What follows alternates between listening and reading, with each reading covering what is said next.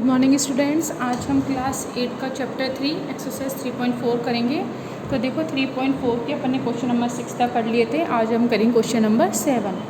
ABCD is a rectangle and diagonal AC and BD intersect at a point O। Find the value of x if OA is equal to x+2 and OC is equal to 2x - 1। तो देखो इस type के question को करने से पहले आप क्या बना लो, पहले सबसे पहले एक रेक्टेंगल बना लो। अब रेक्टेंगल की प्रॉपर्टी आपको लर्न होनी चाहिए। जैसे हमने क्या लिया, ABCD इज़ अ रेक्टेंगल। अब देखो इसके अगर हम डायगोनल बनाते हैं तो हमें पता है रेक्टेंगल के डायगोनल क्या होते हैं, इक्वल होते हैं और ये बाइसेक्ट भी करते हैं एक दूसरे को। That means BD is equal to AC and they bisect each other at a point O। So we can say that DO is equal to OB। तो अब देखो हम लिख लेते हैं गिवन। जो सबसे पहले देखो है बिल्कुल सिंपल, पढ़ना कुछ नहीं है। जैसे OA कितना दे रखा है आपको, x+2। OC कितना है, 2x - 1। आपको x की वैल्यू निकालनी है। तो हमें पता है डायगोनल एक दूसरे के इक्वल हैं, तो AO is equal to OC हो जाएगा। दोनों इक्वेशन को इक्वल करके x की वैल्यू निकालेंगे। लेकिन लिखना कैसे, सबसे पहले इस टाइप के क्वेश्चन में आप क्या करोगे, जो चीज़ आपको गिवन है ना उसे लिखो सबसे पहले। तो जैसे गिवन हम क्या लिखेंगे, ABCD is a rectangle. ABCD क्या है, रेक्टेंगल है। देन इसके बाद diagonals AC is equal to BD। हमें पता है प्रॉपर्टी है, अगर ये रेक्टेंगल है तो ये क्या हो जाएंगे हमारे, AC is equal to BD हो जाता है।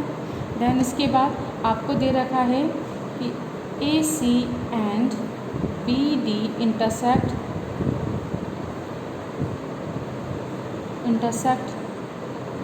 ईच अदर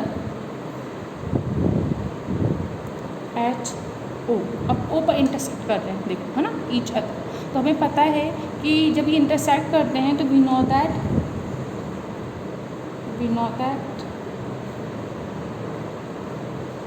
रेक्टेंगल्स डायगोनल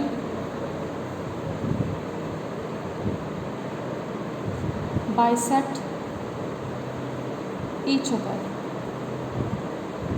ये प्रॉपर्टी है आपकी, है ना, ये आपको लिखनी है। अब हमें पता है जब ये बाइसेक्ट करते हैं दैट मीन्स हम क्या बोल सकते हैं, AO is equal to OC and BO is equal to OD। तो अब हमें गिवन है AO is equal to x+2 given है and OC is equal to 2x - 1, ये भी हमें गिवन है। अब देखो ये जब हमें दोनों चीज़ गिवन है तो हम क्या बोल सकते हैं, AO is equal to OC। तो हम क्या लिखेंगे, x+2 is equal to 2x - 1 कर देंगे। तो यहाँ से ये x इधर जाएगा तो माइनस का हो जाएगा, तो 2 + 1 इज इक्वल टू इधर हो जाएगा तो कितना जाएगा, 2x - x। कितना हो जाएगा, 3, और ये कितना हो जाएगा, x। तो x की वैल्यू अपनी कितनी आ गई, 3 आ जाएगी। तो आपको वैल्यू फाइंड करनी थी x की, तो x की वैल्यू 3 है, ये आंसर हो जाएगा आपका। इसके बाद करेंगे हम क्वेश्चन नंबर 8। देखिए नेक्स्ट क्वेश्चन है question number 8। In the given figure ABCD is a rhombus, what is the value of y - x। अब आपको y - x की वैल्यू फाइंड करनी है। तो हमें क्या पता है कि देखो ये वैल्यू कितनी है अपनी, 40 है। और हमें पता है रोम्बस के all side are equal and opposite sides are parallel. तो हम क्या बोल सकते हैं, सबसे पहले गिवन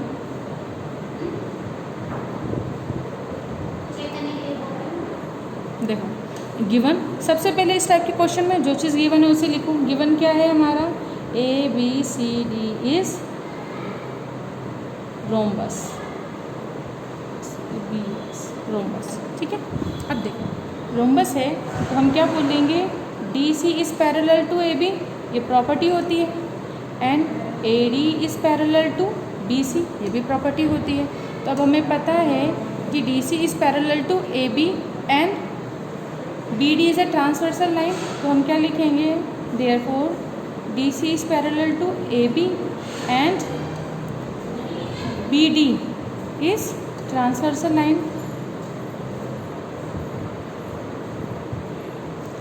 सो अब हम क्या लिख सकते हैं, देखो एंगल देखो ये लाइन इस लाइन के क्या है, पैरेलल है। उसके बाद ये वाली लाइन इस लाइन के क्या है, इक्वल है। तो एंगल एक्स और एंगल ये हमारे इक्वल होंगे, ठीक है। तो अब अगर हमें, लेकिन अब हमें क्या चाहिए, हमने ट्रांसवर्सल लाइन तो लिख दिया, लेकिन हमें ये वाला एंगल पता होना चाहिए सबसे पहले। तो ये एंगल पता होने के लिए क्या करेंगे, देखो ये 40 है तो ये भी 40 होगा। क्यों होगा, क्योंकि देखो रोम्बस है, हमने क्या बोला, रोम्बस में ये एक दूसरे को क्या करते हैं, परपेंडिकुलर पर ड्रॉ करते हैं, ठीक है। तो इसने इसको यहाँ पे कहाँ पर किया, परपेंडिकुलर पर ड्रॉ किया।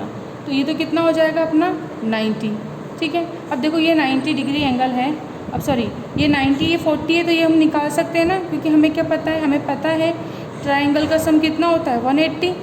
तो इन दोनों को ऐड करके इसको माइनस कर देना, ये आ जाएगा। अब यहाँ पर जो वैल्यू आएगी उसको फिर हम क्या कर देंगे कि हमने लिख दिया DC is parallel to AB and BD is a transversal line.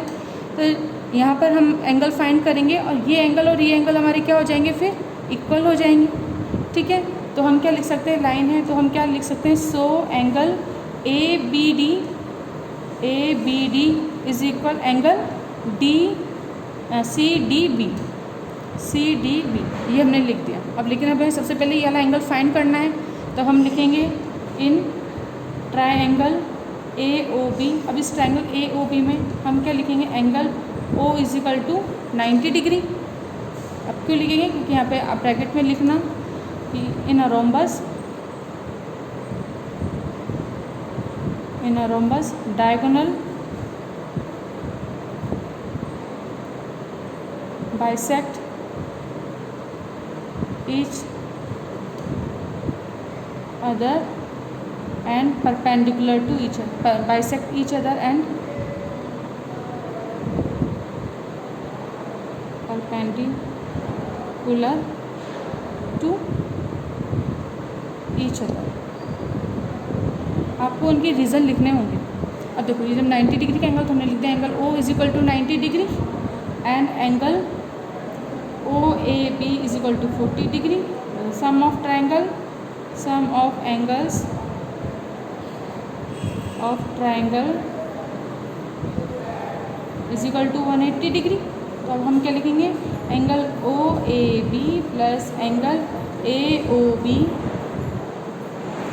Plus angle OBA is equal to 180 degree. अब AOB कितना है, 40 डिग्री। तो AOB हमें निकालना है, AOB OAB 40 डिग्री, AOB और सॉरी मैंने गलत लिख दिया, देखो OAB कितना है 40 डिग्री प्लस AOB कितना है 90 डिग्री प्लस OBA हमको पता नहीं है, हम क्या लिखेंगे 180, ऐड कर दो 130 degree plus OBA is equal to 180 degree. अब angle OBA is equal to कितना आ जाएगा अपना 180 degree minus 130 degree is equal to कितना आ जाएगा 50 degree. Angle OBA is equal to कितना आ जाएगा आपका 50 डिग्री। अब देखो यहाँ पे हमें क्या है पता, ये कितना हो गया हमारा 50 डिग्री। अब हमने लिखा था यहाँ पर, इसको डाल दो इक्वेशन फर्स्ट। अब हम क्या लिखेंगे, बाय इक्वेशन फर्स्ट। चाहो तो आप, जैसे मैंने ये पहले लिख दिया ना, आप चाहो तो ये ना लिख के पहले डायरेक्ट यहाँ से लिखना स्टार्ट करना, इस ट्राइंगल से ये लिखा, इसके बाद इस लाइन को लिख देना, है ना। अब देखो बाय द इक्वेशन 1 हम क्या लिखेंगे, ABD is equal to CDB। तो हम लिख दें, तो हम क्या लिखेंगे, अब देखो ABD is equal to CDB। ABD कितना है अपना, ABD 50 डिग्री है, एंगल CDB कितना है x की वैल्यू अपनी कितनी आ गई 50 डिग्री, x की वैल्यू पता हो गई, है ना। अब देखो ये 90 है और y की वैल्यू हमें निकालनी है, तो अब हम क्या करेंगे, अब आप क्या लिखोगे, एंगल AOC इज़ 180 डिग्री। देखो AOC की अगर हम बात करें तो क्या स्ट्रेट लाइन है 180 degree and angle AOC is equal to क्या बोलेंगे हम, angle AOB plus angle BOC। देखो AOB प्लस BOC, अब हमें पता है एंगल AOC कितना हो जाएगा अपना 180 है, तो यहाँ पे 180 इज इक्वल टू AOB कितना है 90 डिग्री प्लस BOC की जगह अपन क्या लिख सकते हैं y, तो ये कितना हो जाएगा 180 माइनस 90 बराबर y, तो y की वैल्यू कितनी आ जाएगी अपनी 90। तो देखो y की वैल्यू हमारी कितनी हो गई 90 हो गई। इस तरीके से करेंगे। अब हमें फाइंड क्या करना था, find the value of y minus x. देखो इसके बाद अब हम क्या करेंगे अकॉर्डिंग क्वेश्चन,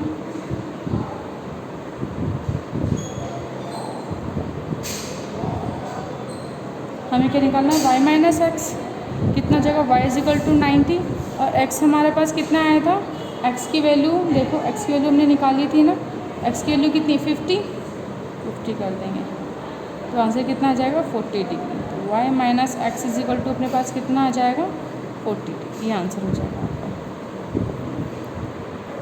देखिए नेक्स्ट चैप्टर पढ़ेंगे हम चैप्टर 5। तो चैप्टर 4 नहीं पढ़ेंगे, चैप्टर 4 हम चैप्टर 5 के बाद पढ़ेंगे, है ना। तो अभी पहले हम चैप्टर 5 स्टार्ट कर रहे हैं। तो चैप्टर 5 अपना क्या है, डाटा हैंडलिंग। डाटा हैंडलिंग में क्या है आपका कि डाटा क्या होता है, तो देखिए सबसे पहले हमें पता होनी चाहिए डाटा। तो डाटा क्या है, the information collected with the definite purpose in the form of number is called data. यानी आपके पास डाटा है कुछ डेफिनेट पर्पस से, ठीक है ना, और आपके पास कुछ डाटा लिखा हुआ है। जैसे मानिए कि आप अपनी क्लास में, ठीक है, तो क्लास में आप जैसे 6th क्लास में थे, 7th क्लास 8th क्लास के हमने बच्चों के क्या ले लिए, मार्क्स ले लिए। तो अब वो मार्क्स बहुत सारे हो जाएंगे तो उनको कलेक्ट करेंगे हम, ठीक है। तो उनको एक हम क्या करेंगे पर्टिकुलर अरेंज कर देंगे, उन सब के बच्चों के नंबर को हम अरेंज करेंगे। तो अरेंज करना क्या कहलाएगा, हमारा डाटा कहलाएगा। और डाटा हमेशा न्यूमेरिकल फॉर्म में होता है, ठीक है। तो नंबर फॉर्म में हमारे पास डाटा होता है। तो हम क्या बोल सकते हैं कि information collected with definite purpose in the form of number is called data. अब डाटा अगर हमारा ओरिजिनल फॉर्म में है ना, the data obtain in a original form is called रे डाटा। ओरिजिनल फॉर्म के डाटा को अपन क्या बोलते हैं, रे डाटा बोलते हैं।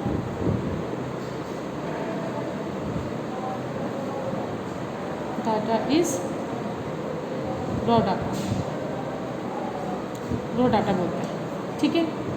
अब जैसे हमने कोई भी एग्जांपल लिया, जैसे मानिए हमने मार्क्स लिए 10 स्टूडेंट्स, एग्जांपल लेते हैं अपन एक 10 स्टूडेंट्स अपने पास 10 स्टूडेंट्स है। अब हमने उनकी क्या लिया, हमने उनको कोई भी टेस्ट लिया और टेस्ट के बाद हमने उनके मार्क्स लिखे।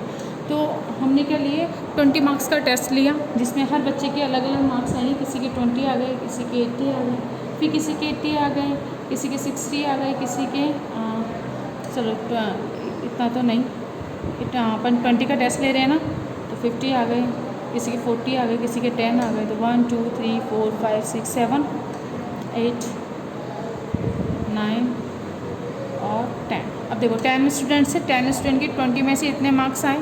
तो अब हमने क्या लिखा है, ऐसे हम सारी क्लास के मार्क्स ले लेंगे। जैसे मानो क्लास 6 हमने क्या लिया, पूरे स्कूल का 6 से लेकर 9 तक का स्कूल है, अगर हम 6 से लेकर 12 तक का स्कूल मानते हैं अपन से, तो 6 से लेकर 12 तक में हमने क्या लिया 20 मार्क्स का अगर हम टेस्ट लें तो उन सबके मार्क्स तो बहुत सारे हो जाएंगे, है ना। तो सबके कलेक्ट करेंगे तो कितना सारा डाटा हो जाएगा। जैसे अभी हमने इस एग्जाम्पल में तो सिर्फ 10 स्टूडेंट लिए और उनका डाटा लिया, तो अभी हमने इतना सिंपली लिख दिया, है ना।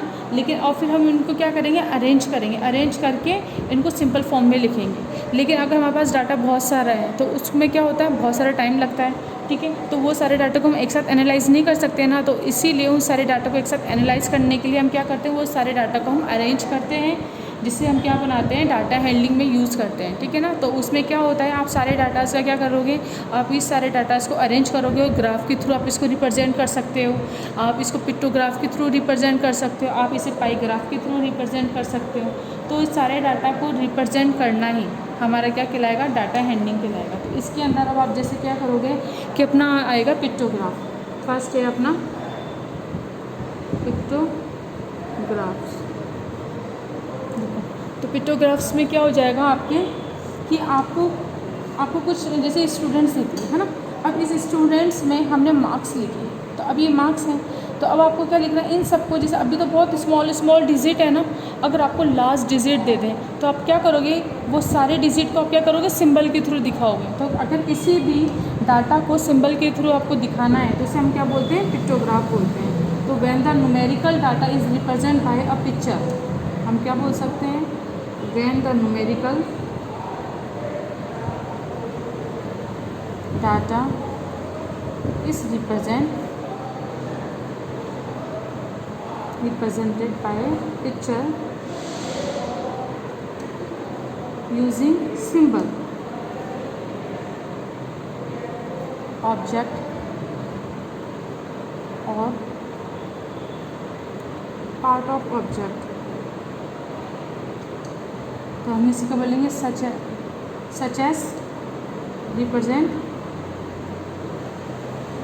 Representation is called a pictograph. ठीक है, यानी कि आपकी डाटा को अगर आप किसी सिंबल के थ्रू, किसी ऑब्जेक्ट के थ्रू या पार्ट ऑफ ऑब्जेक्ट के थ्रू उसको प्रेजेंट करते हो तो वो हमारा क्या कहलाएगा, पिक्टोग्राफ कहलाएगा। अब अपना आता है second bar graph. Bar graph क्या होता है, इसमें आपके हॉरिजॉन्टल और वर्टिकल आपके पास क्या होती है, बार होती हैं। ठीक है, तो आपके पास कोई सा भी डाटा है अगर, तो उस डाटा को आप बार के थ्रू रिप्रेजेंट करते हो, है ना, यानी हॉरिजॉन्टल या वर्टिकल लाइन के थ्रू प्रेजेंट करते हो तो उसे अपन क्या बोलते हैं, बार ग्राफ बोलते हैं। जैसे देखो अब ये है, अब जैसे पिक्टोग्राफ में क्या था, एक तरफ हमें पीरियड दे दी, अलग अलग सन दे दी हमको, और एक तरफ हमको क्या दे दिया, देखो ये एक हाउस बना हुआ है तो 1 हाउस किसको रिप्रेजेंट कर रहा है, 500 हाउसेस को रिप्रेजेंट कर रहा है। तो अगर हमने यहाँ पे बना दिया कि 185 सन से लेके 187 तक, है ना, यहाँ से यहाँ तक का जितने भी ईयर हैं, इस ईयर में हमें कितने हाउसिंग हमने कितने बनाए, तो देखो 1 2 3 4 5 6 है ना, बट हमें पता है पर हाउस कितना है, 500 हाउस को रिप्रेजेंट कर रहा है। तो इस 6 हाउस किसको करेंगे, 6 × 500 कर दोगे आप। ठीक है, तो फिर अपना आंसर आ जाएगा। जैसे इसको हमने अगर रिप्रेजेंट किया तो कितना, 1 2 3 4 5 6 और 1 कित को रिप्रेजेंट कर रहा है, 1 हाउस 500 को रिप्रेजेंट कर रहा है, तो कितना हो जाएगा, ये 3000 हो जाएगा। तो 1985 से 1987 में पीरियड में आपके कितने हाउस हुए, 3000 हाउस हुए। तो इस तरीके से हम रिप्रेजेंट कर सकते हैं ना।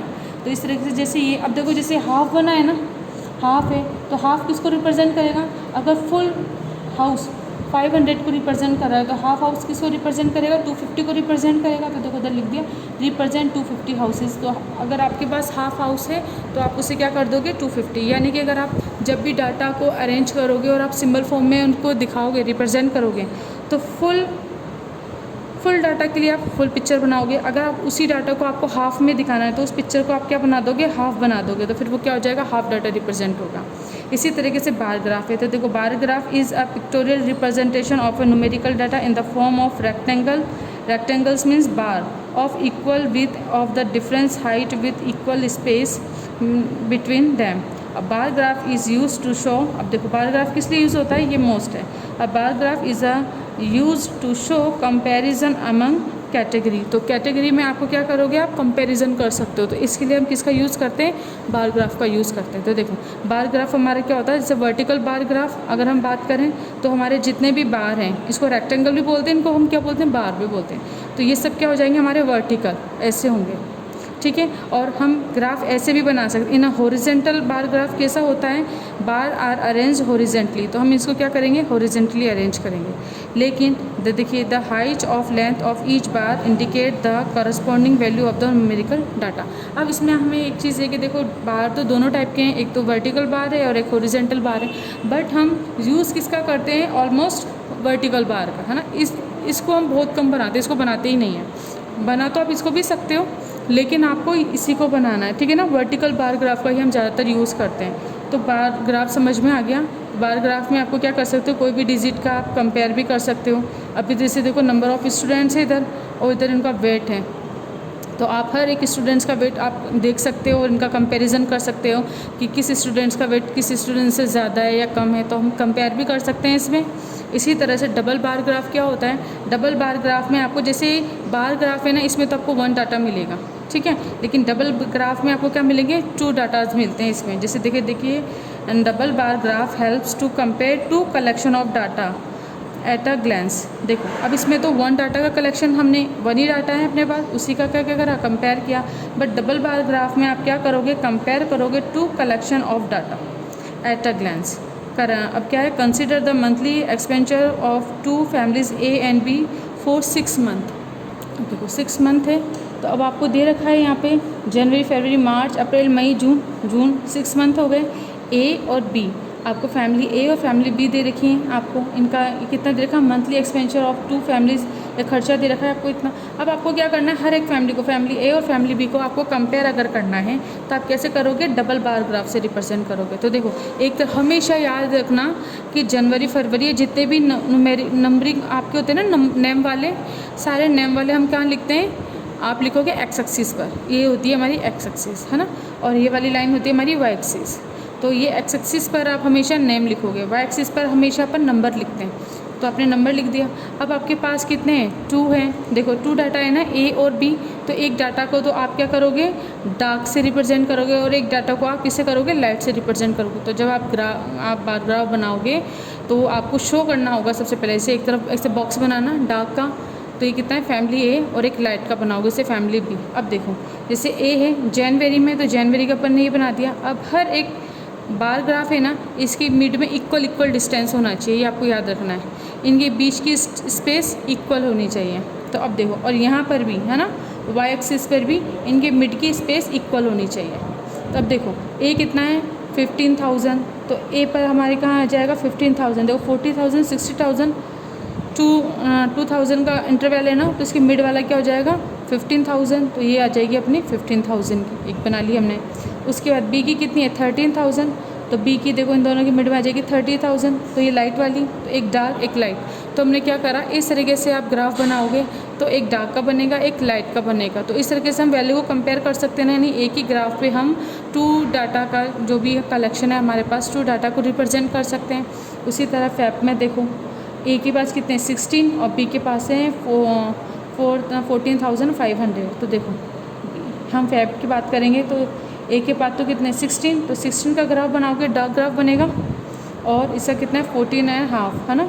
तो देखो 14 तो यहाँ पर आ जाएंगे, और इन दोनों की मिड की लाइन ये आ जाएगी, तो ये बन जाएगी, तो 14,500 बन जाएगा। बट ये लाइट, यानी आपको सिर्फ इसमें एक बात का ध्यान रखना है कि डार्क, अगर जिसको आपने एक बार सेलेक्ट कर लिया ना कि फैमिली ए डार्क है, तो सारी फैमिली ए को डार्क ही बनाना है।